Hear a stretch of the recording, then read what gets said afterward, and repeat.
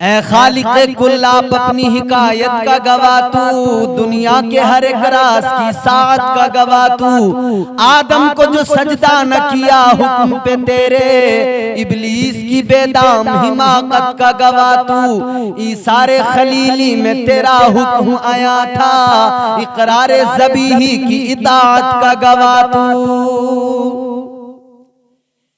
हजरत इब्राहीम अलैहिस्सलाम ने अपने बेटे की गर्दन पे छुरी तो रखी, मगर फिदिये के तौर पर अल्लाह ने जन्नत से दुम्बा भेज दिया। बुलबुले सिदरा ताइरे सिदरा जनाबे जिब्राईल अमीन दुम्बा लेकर आ गए। दुम्बा कुर्बान हो गया, वो दुम्बा ज़िबा हो गया। हजरत इस्माईल अलैहिस्सलाम को हटा लिया गया। उधर ईसार लाजवाब था, इताअत लाजवाब थी। अल्लाह ने उस ईसार उस इताअत को कबूल किया और फिदिये के तौर पे दुम्बा ज़िबा हुआ। मगर एक बड़ी लतीफ बात अर्ज करने लगा हूं कि वो दुम्बा आया कहां से, कौन सा दुम्बा था, और जब वो दुम्बा ज़िबा हुआ है तो फिर उस दुम्बे के गोश्त का क्या हुआ। तवज्जो से सुनने वाली बात। दुनिया के पहले इंसान जनाबे हजरत आदम अलैहिस्सलाम, बात यहीं से शुरू करेंगे तब समझ में आएगी। हजरत आदम अलैहिस्सलाम को अल्लाह ने पैदा किया, कायनात के पहले इंसान है, कायनात के पहले बशर। अल्लाह ने नबूवत का ताज अता फरमाया, अल्लाह ने रिसालत से सरफराज फरमाया। जैसे ही अल्लाह ने इनको पैदा किया, शैतान अकड़ गया, सजदा करने से इनकार कर दिया। पहले दिन से शैतान आदमी का दुश्मन बन गया, इंसान का दुश्मन बन गया। और कुरान ने ऐलान किया, बेशक शैतान इंसान का खुला दुश्मन है। मुताद्दिद मकामात पर फरमाया गया कि शैतान खुला दुश्मन है, क्योंकि शैतान ने तो अल्लाह की बारगाह में अर्ज किया था, जब अल्लाह ने लानत का तोक इसके गले में डाल दिया, इसे मरदूद बना दिया। शैतान अल्लाह की बारगाह से जब निकाला गया, अल्लाह ने फरमाया दफा हो जा, निकल जा, तेरी कोई जरूरत नहीं है। ये जाने लगा, मगर जाते हुए जनाबे हजरत आदम अलैहिस्सलाम को मुड़ मुड़ के देख रहा है, घूर के देख रहा है। अल्लाह ने फरमाया ठहर जा, ये मुड़ मुड़ के देखना कैसा, ये आदम को घूरना कैसा। कहने लगा ए परवरदिगारे आलम रब्बे लम यज़ल व ला यज़ाल, ये आदम ही तो है जिसकी वजह से मैं रुसवा हो गया, ये आदम ही तो है जिसकी वजह से मुझे जन्नत से निकाल दिया गया, ये आदम ही तो है जिसकी वजह से लानत का तोक मेरे गले में डाल दिया गया, मैं मरदूद हो गया, शैतान मुझे बना दिया गया। ऐ परवरदिगार रब्बे लम यज़ल व ला यज़ाल, अब तेरी बारगाह में जाते जाते मैं अपनी गुजारिश रखना चाहता हूँ। अल्लाह ने फरमाया बोल क्या कहना चाहता है। कहने लगा ऐ अल्लाह तुझसे एक तो अपनी उम्र की गुजारिश करता हूँ, ऐ परवरदिगार मेरी उम्र तवील कर दे, अल्लाह मेरी उम्र लंबी कर दे। कितनी लंबी की अल्लाह ने उम्र। परवरदिगारे आलम ने फरमाया तू उम्र तवील मांगता है तो सुन ले, अब से लेकर कयामत का दिन आएगा, पहला सूर फूंका जाएगा, तब तक की तुझे जिंदगी दी जाती है। उम्र तवील अल्लाह ने अता कर दी। कहने लगा परवरदिगार मैं तेरे बंदों को बहकाऊंगा, तेरी बारगाह में वादा करके जा रहा हूँ, तेरे बंदों को बहकाऊंगा, तेरे बंदों को नेकियों से रोकूंगा, बुराइयों की तरफ राग़िब व माइल करूंगा। अल्लाह ने फरमाया चल तू भी जोर लगा ले, तू बहकाएगा, मेरे जो होंगे जिन्हें मुझसे मोहब्बत होगी वो तेरे बहकावे में नहीं आएंगे। और अगर तेरे बहकावे में कोई मेरा बंदा आ गया, अगर उसने गुनाह कर लिया तो मैं अपने बंदों के साथ ये भी मामला रखूंगा, वो जिंदगी की आखिरी सांस तक जब भी मुझसे तौबा करेंगे मैं उनकी तौबा को कबूल कर लूंगा, मैं उन्हें माफ करूंगा। बस वो तौबा करें नदामत के साथ, वो अपनी गलती को तस्लीम करके नदामत के आंसू बहाकर मेरी बारगाह में तौबा करेंगे, मैं उन्हें माफ कर दूंगा। अल्लाह तबारक व तआला की बारगाह में इसने वादा कर लिया और वादा किया, अपने काम पे लग गया।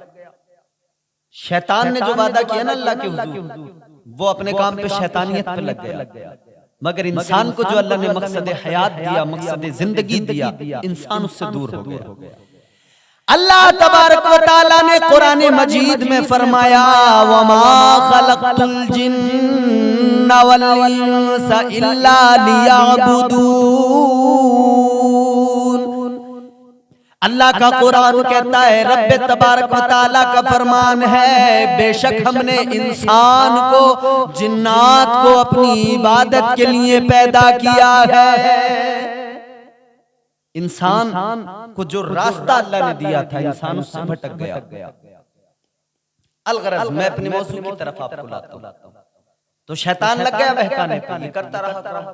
हजरत आदम अलैहिस्सलाम को दुनिया में भेज दिया गया। वो भी एक तवील दास्तान है जो मैं पहले भी अपने बयानात में अर्ज कर चुका हूँ, बयान कर चुका हूँ। वो सारी तफसीलात कि किस तरह जन्नत से निकाला गया, किस तरह हजरत हव्वा को पैदा किया गया, शजरे ममनूना जिसके करीब जाने से मना किया गया था, फिर वो जब दाना या गंदम खा लिया गया तो किस तरह से शैतान ने वहां बहकाया, उसने वहां भी अपना काम किया, बहकाया, जन्नत से निकलवा दिया, जन्नत से निकाला, जमीन पर भेजा।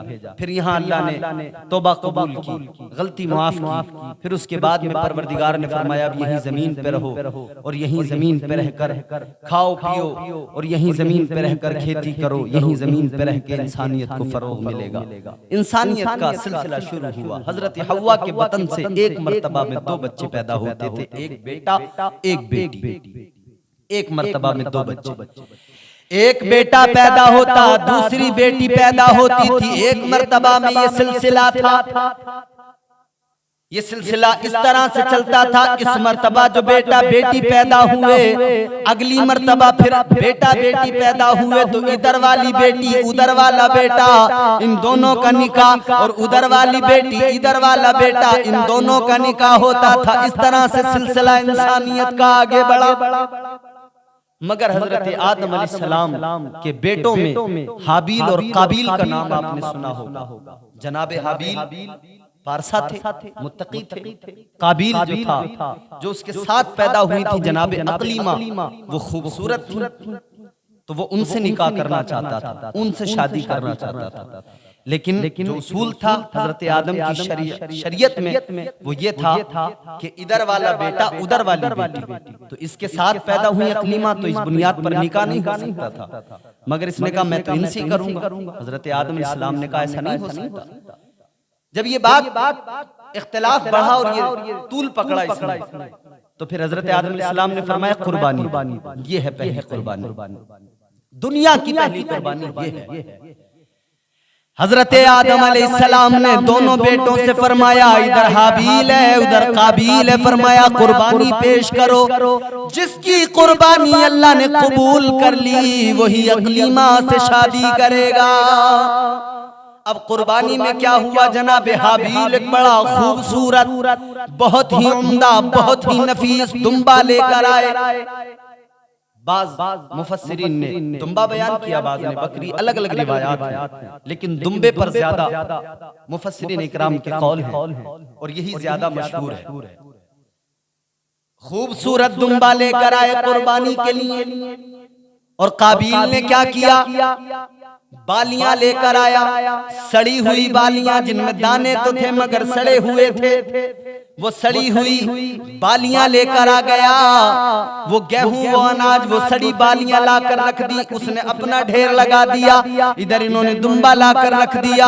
अल्लाहु अकबर कबीरा। अब तरीका ये था, कुर्बानी कबूल कैसे होगी, पता कैसे लगेगा। उस दौर में ये होता था, जिसकी कुर्बानी कबूल होती थी उस कुर्बानी की चीज को एक बिजली आसमान से आती थी, उठाकर ले जाती थी या जला दिया करती थी, तो पता लग जाता था कुर्बानी कबूल हो गई। अब जो दुम्बा रखा गया, हजरत हाबील का दुम्बा रखा है, आसमान से बिजली आई और बिजली उस दुम्बे को उठा कर ले गई, तो कुर्बानी इनकी कबूल हो गई।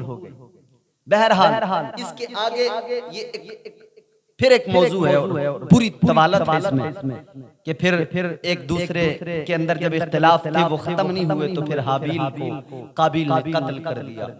और पहला कत्ल औरत की वजह से हुआ। लेकिन कुर्बानी यहाँ पर कबूल हो गई। कायनात की पहली कुर्बानी थी, कायनात के अंदर पहली कुर्बानी दी गई, वो दुम्बा था। जो दुम्बा जनाबे हाबील ने कुर्बान किया, कुर्बानी में लाकर रखा और कुर्बानी कबूल हुई। वो बिजली उसको उठा कर लेकर गई, कहाँ लेकर गई? वही दुम्बा जन्नत में पहुंचा दिया गया। दुम्बा जन्नत में पहुंच गया, जन्नत में ही वो रहा। और जब इस्माईल अलैहिस्सलाम के फिदिये पर बात आई कुर्बान करने की दुम्बा, तो वही दुम्बा जन्नत से लाया गया। बुलबुले सिदरा उसी दुम्बे को लेकर आ गए, वही दुम्बा जनाबे जिब्राइल लेकर आ गए। नेक लोग हमेशा खूबसूरत अच्छी चीज राहे खुदा में कुर्बान करते हैं। वही जनाबे हाबील ने किया था कि उन्होंने बहुत खूबसूरत दुम्बा, बड़ा नफीस अल्लाह की राह में कुर्बान किया था।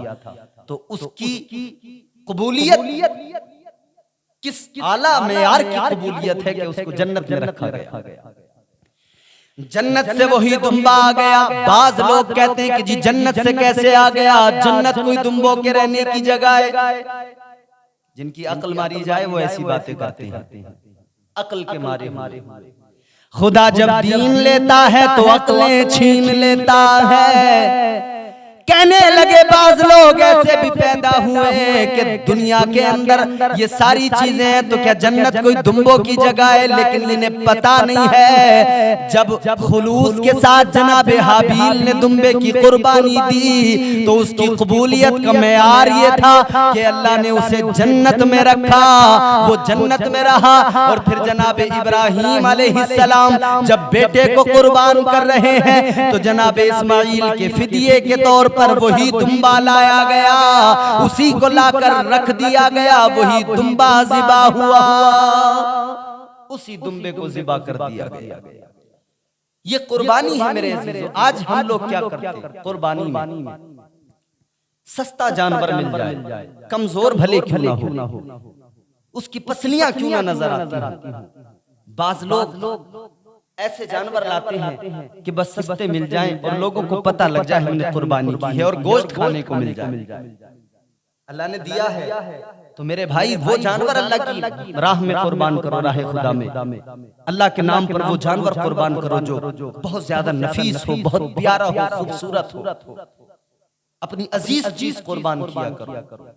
हजरत इब्राहीम अलैहिस्सलाम तो बेटे की गर्दन पे छुरी रखे हुए थे ना। बेटे से ज्यादा तो प्यार नहीं होता ना, बेटे से ज्यादा तो कोई मोहब्बत किसी से नहीं कर सकता। तो अल्लाह तबारक व तआला का करम तो देखो कि बेटे की कुर्बानी अल्लाह तबारक व तआला ने फिदिया करके उस दुम्बे को वहां पहुंचाया। बिल फर्ज अगर ऐसा हो जाता कि वो दुम्बे की जगह हजरत इस्माईल अलैहिस्सलाम कुर्बान हो जाते, बिल फर्ज, ये तो अल्लाह की मर्जी और उसकी मसलहत है, उसकी मशीयत है, उसके राज वो जाने। मगर अगर बिलफर्ज ऐसा होता और अल्लाह हुक्म दे देता कि बेटे ही कुर्बान होंगे तो सोचें आप। लेकिन नहीं, अल्लाह तबारक व तआला बंदों पर कोई भी ऐसा बोझ नहीं डालता। अल्लाह बोझ नहीं डालता। बाज लोगों के ऐसा होता है कि बलि दी जाती है, सब बच्चों की बलि है। वो हमारा इस्लाम ऐसी चीजों की इजाजत नहीं देता। दुम्बा आ गया, कुर्बान हो गया, लेकिन सवाल ये पैदा होता है जो दुम्बा कुर्बान हुआ उसके गोश्त का क्या हुआ? किसने खाया उसका गोश्त?